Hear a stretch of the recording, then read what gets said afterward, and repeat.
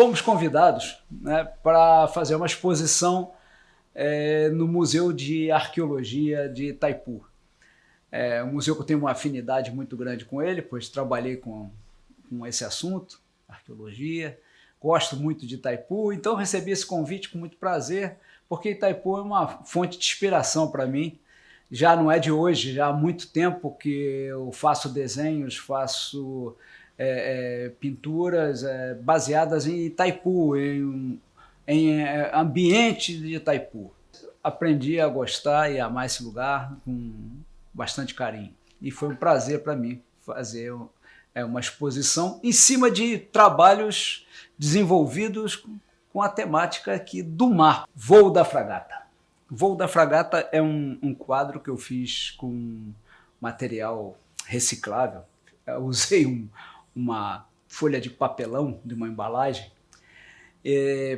porque eu achei um suporte muito interessante para desenvolver uma expressão espatulada. Eu usei também espátula de pedreiro, de pintor de parede, né? Nada de sofisticado, para mostrar que a arte pode ser desenvolvida com materiais muito simples. A gente não precisa estar inventando muita coisa, simplesmente utilizar o que nós temos à mão. E eu costumo dizer que a melhor pintura que eu faço é aquela que eu tenho material disponível à mão. E o Voo da Fragata, que representa essa liberdade. A fragata, para mim, é um pássaro fantástico, porque ele é um pássaro marinho que não pode se molhar. Se ele molhar, ele afunda. Então ele tem que viver naquele ambiente, numa liberdade tremenda, e me cativa, né? Me cativava lá desde do outro lado, onde eu nasci, lá em Lisboa, até aqui é o mesmo pássaro que fica povoando meu céu. De Volta é um outro trabalho que eu desenvolvi, baseado na experiência de ver inúmeras vezes os pescadores retornarem com as canoas. Sempre me impressionou muito a ida, né? A pescar. A ida representa talvez a esperança, e a volta é o resultado, né? É o resultado disso, e esse resultado é que me influenciou a fazer esse trabalho, né? Eu fiquei presenciando várias voltas de pescadores e fazendo alguns croquis, e fiz esse trabalho no sentimento do retorno, né? Um retorno que nem sempre o resultado é muito positivo. Às vezes não se pescou nada, e outras vezes pescou muito, mas é sempre uma faina pesada botar a canoa para cima da areia, né? Vamos que vamos, é assim que eles falam. Plano de cavernas. São as cavernas de um barco. No documentação técnica da arquitetura naval, um dos principais documentos de qualquer construção é um plano de caverna. O barco ele tem um plano de linhas, um plano de caverna, né? E com ele a gente consegue a forma do barco, e essa forma que serve para construir, para ver se ele se desenvolve bem, o que a gente pode carregar dentro dele e tal. E o plano de caverna de uma canoa dessa canoa caiçara, estava na cabeça de quem fazia, né? Isso aí não tinha, ninguém ia lá fazer um plano de caverna. O plano de caverna é que você pegasse o barco e cortasse ele tipo um salaminho, assim, aqueles formatos, e cada caverna dessa você carenava e fazia faz o desenho do barco, né? O plano de caverna é o documento atual. Mas para uma canoa caiçara não tem plano de caverna, né? Eles faziam isso no sentimento, né? E aí eu quis transformar esse sentimento num plano de cavernas, não muito técnico, eu fiz também de forma sentimental. Interessante que eu desenhei o plano de caverna como eu sentia que era uma canoa, depois eu fui lá medir, e não é que bateu razoavelmente com o que eu tinha sentido, e aí eu resolvi, vou colorir esse negócio, vou dar uma vida nesse barco aí, fazer uma carenagem nele. Seção mestra. Eu me baseei no emblema que identifica a seção de meio navio, né? A seção mestra é a seção principal no navio. Estruturalmente é a seção principal. É onde você tem a concentração dos esforços da viga navio, né? O navio é como se fosse uma viga flutuante. E lá a seção mestra define a geometria da maior seção do navio, né? A seção mais resistente, a seção de meio navio. Então eu peguei esse emblema, que é muito significativo para mim, que eu trabalhei com arquitetura naval, que identifica essa seção, né? E eu acho que todo ser humano, como um navio, tem uma seção mestra também. Jaguareçá no prato. Jaguareçá no prato, eu me inspirei na qualidade do pescado aqui de Itaipu. Eu falo para os meus amigos, olha, quer comprar peixe fresco? Vamos fazer um peixe assado na brasa, à portuguesa, sem precisar de ir a Portugal? Tem aqui em Itaipu. Vamos ali, compramos um peixe na beira da areia e depois a gente assa ele. Só que Jaguareçá não tem em Portugal. Eu aprendi que o gosto desse peixe é muito bom. Ele permite trabalhar com ele fritando, assando, cozinhando, de várias maneiras. É um peixe maravilhoso. E eu queria colocar a expressão do jaguareçá no prato. Quando ele ainda acabou de sair do mar, o frescor do animal, né? Quando ele sai do mar e está ali disponível para a nossa alimentação. Aí eu fico assim, para que será que vive um peixe? Seria só para que eu comesse? Mas é interessante que todo aquele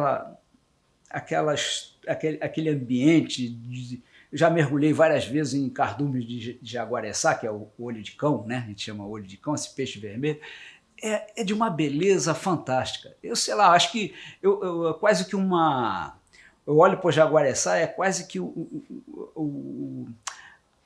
aquela condição que os índios tinham de comer os inimigos, né, de comer que é a antropofagia. Eu comendo o jaguareçá, parece que eu me ganho a força dele. Eu acho que eu aprendi isso lendo sobre os índios, estudando eles, até meus amigos índios me passaram essas ideias. O coitado do jaguareçá, mas é um peixe muito bonito. O jaguareçá é um peixe muito comum aqui na nossa costa, né? Na costa do Espírito Santo até a região cananeia, provavelmente. Quando ele está na fase da captura, ele incide com muita quantidade. A pescaria do jaguareçá, o pessoal usa até anzol sem isca, só com a farpa, sem farpa, para não dar problema de ter que tirar. E bota jaguareçá para dentro, bota, olho de cão, enche o barco de olho de cão. Só que tem um mistério que eu vou contar para vocês. Não pode falar o nome dele. Se você falar jaguareçá, você não pesca mais um. Devido a essa situação, eu botei a expressão do jaguareçá quando ele descobre que estão falando o nome dele. Ictis. Ictis, né? Nome esquisito. Ictis é peixe em grego. Você vai, a exposição sobre Itaipu. Peixe é grego, né? Não tem, por exemplo, o jaguareçá lá na Grécia, tem outros peixes. Mas Ictis, peixe em grego, foi o primeiro e o principal símbolo do cristianismo, dos cristãos, não é bem assim do cristianismo, dos cristãos, do primeiro até quase ao quarto século. A cruz, ela só entra lá para o final do terceiro século, praticamente quarto século é que entra a cruz, né, que virou o emblema cristão. Mas era o peixe. Eles faziam um formato de peixe e ictus, você pegando as iniciais dele, ele se desenvolve da seguinte maneira: Iesus Christos Theos Ios Soter. Jesus Cristo, Filho de Deus, nosso Salvador. Essa é a ideia que eles tinham com o emblema do peixe, considerando que o Cristo e os primeiros cristãos eram comunidade de pescadores. Muito parecido com esse pessoal aqui de Itaipu. Eu olho para eles aqui, eu fico vendo Pedro, Tiago, João no barquinho, puxando a rede. Era mais ou menos muita coisa parecida. E tem muito a ver esse emblema do cristão com o peixe, né? Porque são todos nós, na realidade, nós tentamos pescar o tempo inteiro, né? E esse emblema caiu muito bem, porque além de ser essa conjugação das iniciais, ele representa muito, né, a ideia cristã, tanto que valeu durante 4 séculos. Se vocês for ver as escavações no ambiente onde tinham cristãos, eles botavam isso nos umbrais da porta, botavam nas tumbas, né, botavam na soleira das casas, e era a identificação deles como cristãos, já que eles viviam perseguidos naquele período, né? Então era muito interessante esse lance do peixe, que eu tenho bastante afinidade com o peixe e com os cristãos também. São Sebastião de Itaipu. São Sebastião de Itaipu é um trabalho feito a pastel, sobre papel, direto sobre papel, feito aqui na igreja de Itaipu, que é uma das primeiras construções do período colonial, aqui em Itaipu. Identifica a vila há uns 300 anos, mais ou menos, né? Você chega do mar, você vê as 2 torres da igreja, e o ambiente no entorno dela é muito, muito bonito. E eu gosto de andar ali pelos jardins da igreja e observar a arquitetura simplista franciscana que ela foi construída, que é bastante inspiradora, né? E a tentativa é lidar com a luz na parede caiada. Esse é o objetivo desse trabalho, junto com a vegetação de Mata Atlântica que envolve ali a igreja. É muito interessante. Ela me ensinou muito. Canoas sob a sombra. Um trabalho de óleo, trabalho rápido, feito na sombra daquelas amendoeiras na entrada da praia de Itaipu, que são bastante convidativas para fazer um lanche, para namorar, para pintar. Né? São muito interessantes. E não falta lá canoa na sombra. E é como se elas estivessem descansando depois de uma madrugada de pesca, uma manhã de pesca, e elas ficam ali à sombra, e a sombra da amendoeira matizando a areia, a canoa, também provocou vários trabalhos. Esse é um pequeno esboço que eu estou trazendo, que foi feito na hora, olhando a paisagem. Privilégio. Eu, um dia visitando Valparaíso, no Chile, fui na casa do Neruda, e ele tem um poema dedicado à janela dele. Ele dizendo, olha só o que Deus fez, colocou na minha janela todo esse Pacífico, dá para ver o oceano da janela dele. Eu aqui em Itaipu também não posso reclamar, que eu abro minha janela, olha só o que Deus fez, colocou a praia de Itaipu em frente à minha janela. E eu pintei isso. Eu queria trazer para vocês, compartilhar, né, para que nós pudéssemos ver isso tudo junto, né? Essa é a minha janela. O bote. Bote, barco pequeno, né? Ele tinha esse nome porque os botes eles eram os batéis, né? Eram colocados nos barcos maiores, porque antigamente não tinha porto assim com fartura. Os barcos grandes chegavam, desciam os batéis é que iam para areia, pegar mercadoria, e faziam todo esse serviço. E os barcos de pesca tinham os maiores. O barco grande levavam vários batéis, vários botes, e os botes é que ficava o pescador lá dentro pescando o peixe nosso de cada dia. E esses barcos povoaram nossa costa, barcos muito simples, feitos de 3 pranchas de madeira, e está resolvida a questão de flutuação, ele vai para o mar pescar. E o bote sozinho, né, quando ele está sozinho, não tem ninguém em cima, está ali parado na beira do mar, que também me cativa muito. Eu quero passar isso para vocês, esse olhar para dentro do bote, né, dentro do batel, tantas coisas podem sair dali, né? O bote simplesmente a gente pode subir nele e quem sabe, sei lá, descobrir um novo mundo. Cabeça de robalo. Cabeça do robalo foi um trabalho feito com uma técnica não muito usual. Trabalhei com bastões de óleo, com giz de cera, aquele giz de cera de criança, daqueles bastões grossos, e tinta tinta a óleo também, alguma coisa, tinta espatulada, com essa colher de pedreiro, e até a mão também entrou nessa jogada, menos pincel, não entrou. Não que eu tenha nada contra o pincel, eu gosto de usar o pincel, mas às vezes minha emoção com o objeto pintado, ela supera o intermediário, né? Eu tenho vontade de cair dentro do negócio. E uma coisa que eu gosto de cair dentro é na cabeça de robalo.